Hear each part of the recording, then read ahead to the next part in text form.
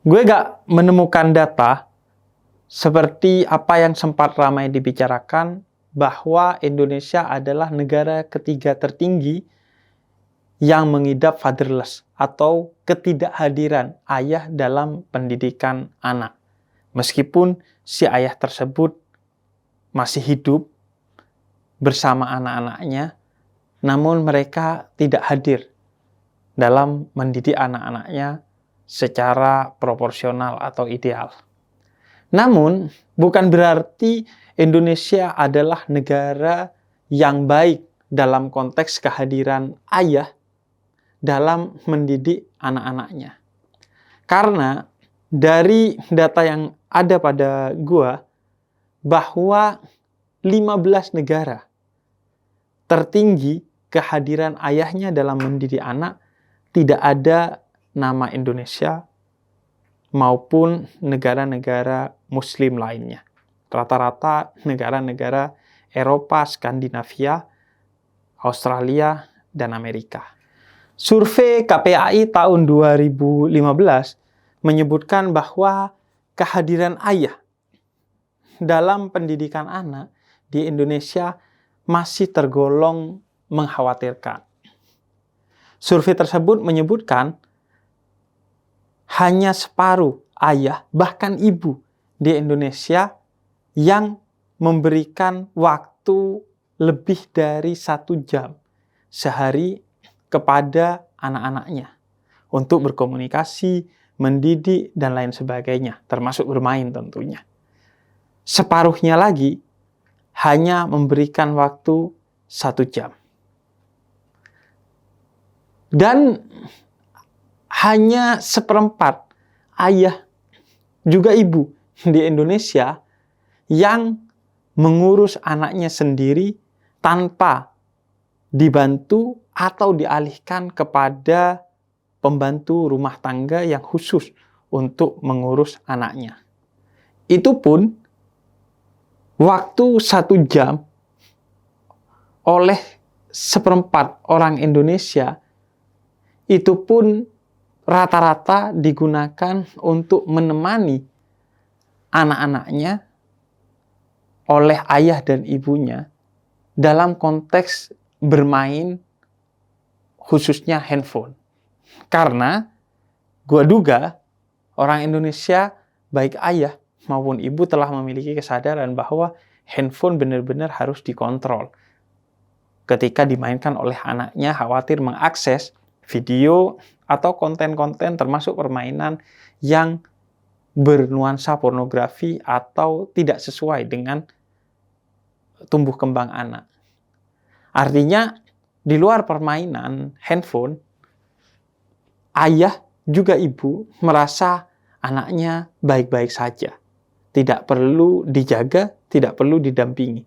Sehingga tampaknya ayah juga ibu di Indonesia rata-rata hadir kepada anaknya bukan karena kesadaran bahwa anaknya butuh kehadiran ia secara emosional, secara intelektual, dan juga secara spiritual, bahkan secara fisikal, melainkan hanya perlu hadir ketika anak itu dikhawatirkan melakukan hal-hal yang membahayakan dirinya, yaitu bermain handphone dan mengakses konten-konten yang berbahaya bagi tumbuh kembang ia. Jadi konteksnya, ayah juga ibu di Indonesia seolah-olah berpikir kalau si anak ini tidak melakukan hal-hal yang bisa berbahaya, ya nggak perlu didampingi. Dia perlu didampingi kalau melakukan hal-hal yang berbahaya. Seolah-olah anak ini nggak perlu dididik. Yang penting nggak melakukan hal-hal yang bisa berbahaya. Padahal dalam Islam, kehadiran ayah dalam pendidikan anak itu adalah sesuatu yang sangat penting, sehingga tidak sekali, 2 kali, atau 3 kali saja Al-Quran menekankan itu. Al-Quran minimal menekankan dalam puluhan ayat yang dirangkum dalam 5 kisah Nabi dan 2 kisah manusia mulia yang bukan Nabi. Bahkan beberapa nama ayah diangkat menjadi nama satu surat secara khusus oleh Al-Quran dan menjadi satu cerita khusus dalam surat itu. Katakanlah surat Luqman yang berbicara tentang seorang ayah bernama Luqman Al-Hakim, bukan nabi, bukan rasul, yang selalu hadir dalam pendidikan anaknya. Nama yang lain yaitu surat Ali Imran, yang berarti keluarga Imran, tentang Imran, seorang ayah yang mendidik anaknya dengan baik, sehingga diabadikan dalam Al-Quran. Di luar itu, tersebar dalam beberapa ayat dan surat dalam Al-Quran kisah seorang ayah yang mendidik anaknya dengan baik, apalagi hadir dalam hidup anaknya, yakni paling tidak 5 nabi. Tentunya Nabi Muhammad, Nabi Yakub, Nabi Shu'aib, Nabi Ibrahim, dan Nabi Nuh.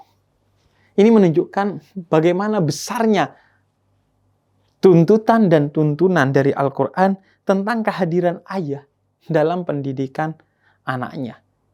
Sehingga Al-Quran memberikan porsi yang sangat besar untuk berbicara tentang pendidikan seorang ayah kepada anaknya. Oleh karena itu, dalam Islam bukan hanya ada istilah anak durhaka, tapi juga orang tua durhaka.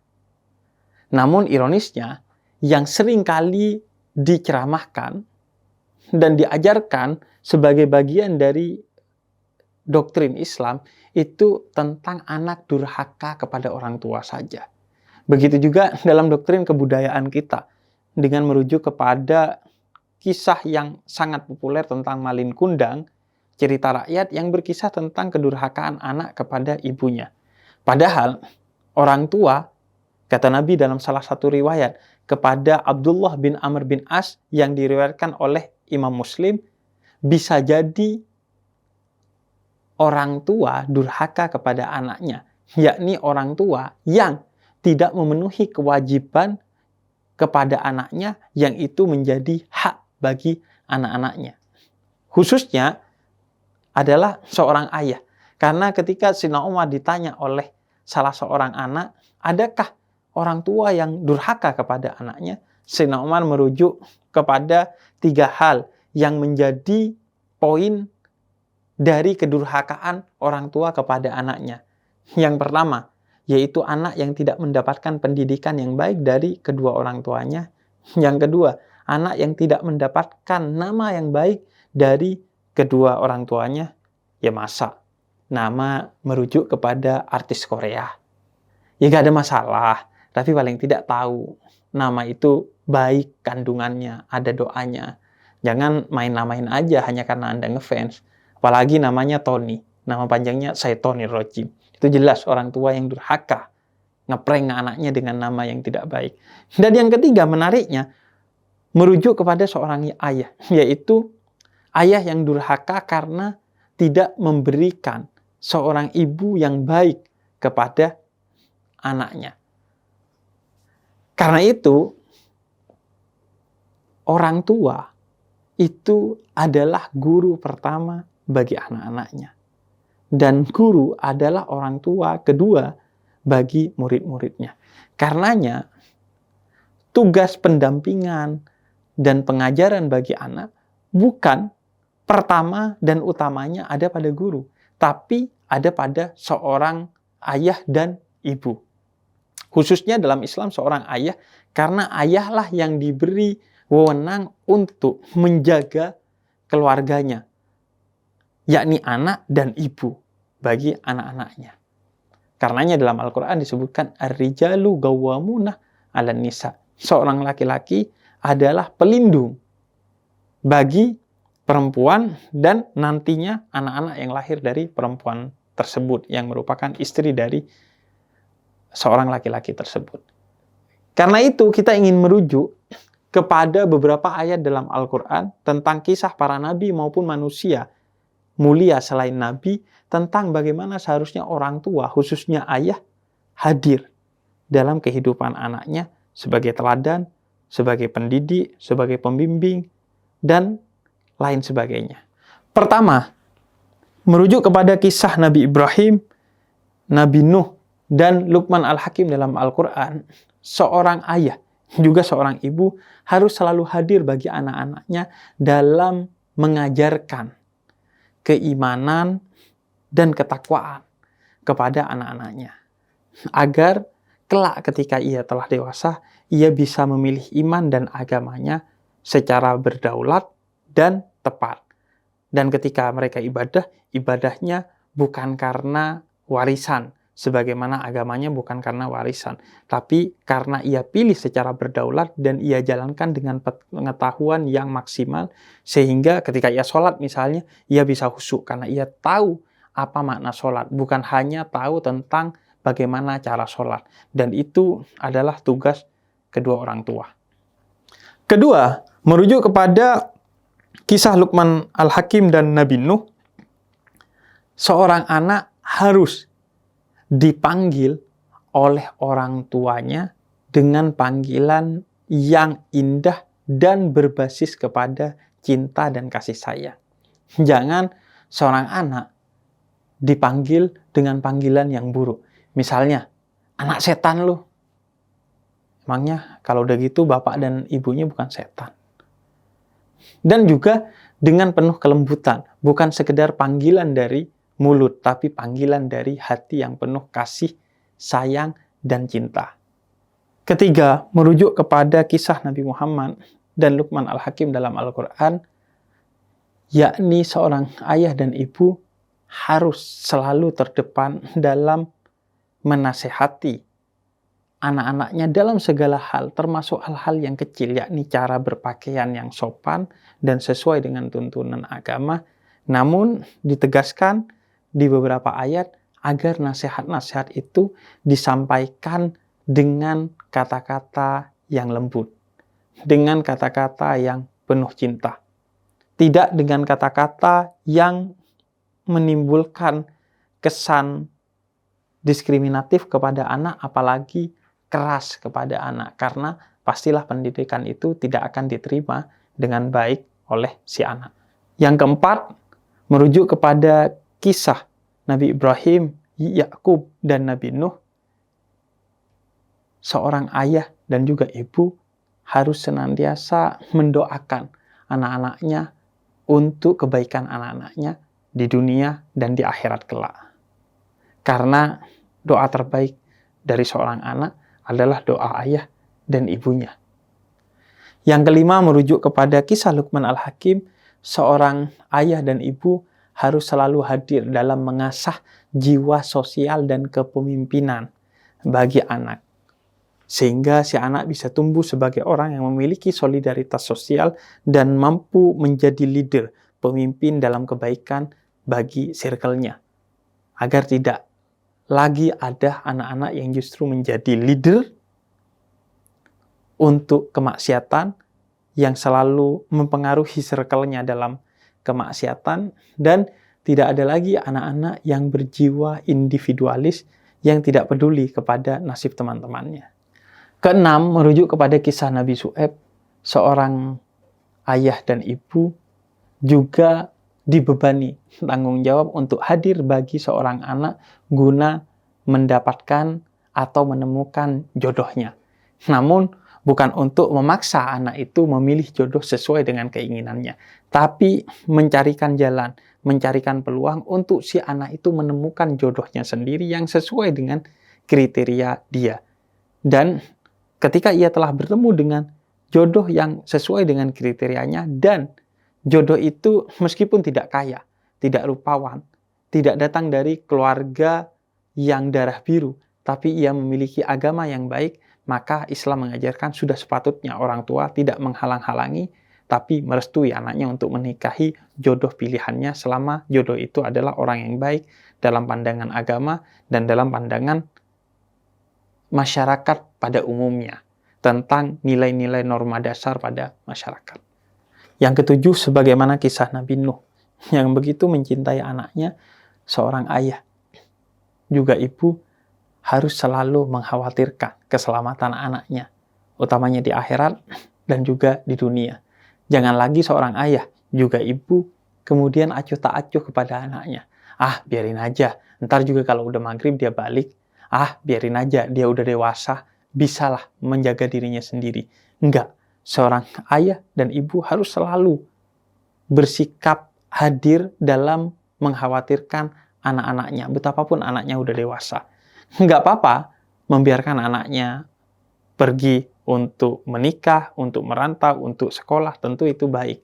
Namun tetaplah untuk khawatir kepada keselamatan anaknya, khususnya di akhirat, dengan seminimal-minimalnya terus mendoakan dia dan memberikan waktu untuk menghubungi dia, entah melalui telepon atau chatting di WhatsApp, menanyakan, kamu baik-baik aja enggak? Terakhir, merujuk kepada kisah Nabi Yakub dan Nabi Nuh, seorang ayah, juga ibu, harus selalu bersabar terkait dengan keburukan, kesalahan, kemaksiatan, kekurangan, kehilafan yang ada pada anaknya, dan selalu membuka pintu untuk memaafkan anaknya, betapapun ia telah mengulangi kesalahannya berjuta-juta kali lipat, karena anak itu titipan Tuhan kepada kita, bukan milik kita, dan Tuhan yang menitipkan anak itu kepada kita adalah Tuhan yang Maha Memaafkan kita atas segala dosa kita, dan sebagaimana anak kita, kita juga manusia yang bukan hanya bisa, tapi pasti pernah berbuat salah kepada orang lain, termasuk kepada anak kita, dan sebagaimana kita ingin anak kita memaafkan kita, maka kita juga maafkan anak-anak kita. Terlebih kita orang tua yang lebih dewasa dari anak, sehingga kita yang meneladankan kepada anak untuk selalu bersabar dan memaafkan kesalahan-kesalahan dia, sehingga ia akan tumbuh sebagai pribadi yang selalu bersabar dan memaafkan kesalahan-kesalahan orang lain kepada dia. Maka pada akhirnya anak kita, ia titipan Tuhan kepada kita. Ia bukan milik kita. Kita yang mengandungnya, melahirkannya, membesarkannya, menyekolahkannya, mengantarkan ia ke pelaminan. Semua itu jangan dianggap jasa kita kepada anak. Tapi itu, kata Al-Quran, adalah tugas kita sebagai orang tua kepada anak kita. Dengan begitu, kita tidak akan merasa hal itu sebagai pemberian kita kepada anak kita. Tapi hak anak yang tugasnya harus dilakukan oleh kita sebagai orang tua. Sehingga kita tidak pernah berharap pamrih dari anak kita. Meskipun kita berharap mereka menjadi anak yang baik dan mendoakan kita. Tapi kita berharap kita telah menuntaskan tugas dari Tuhan atas amanat anak itu, dan dengan begitu kita akan mendapatkan ganjaran dari Tuhan. Bukan hanya di akhirat dengan menghuni surganya Tuhan, tapi di dunia dengan mendapatkan anak-anak yang baik agamanya, pada bangsanya, kemanusiaannya, dan khususnya kepada orang tuanya. Karena in ahsantum, ahsantum li anfusikum. Wa in asatum falaha. Ketika kamu berbuat baik kepada orang lain, termasuk kepada anak-anakmu, mungkin kamu mengira kamu berbuat baik kepada orang lain dan berharap balasan dari orang lain itu kepada kita. Padahal kata Quran, perbuatan baik itu meskipun kamu lemparkan kepada orang lain, sesungguhnya kamu sedang berbuat baik kepada dirimu sendiri. Karena setiap kebaikan akan dibalas oleh kebaikan yang bukan setimpal oleh Tuhan, tapi berkali-kali lipat untuk kita. Karena itu, jika kita ingin anak-anak kita baik, sedari dia belum lahir, saat lahir, dan sampai dewasa, bersetialah untuk berbuat baik kepada anak-anak kita sebagai tugas kita dari Tuhan, dengan penuh kesabaran dan dengan penuh pemaafan.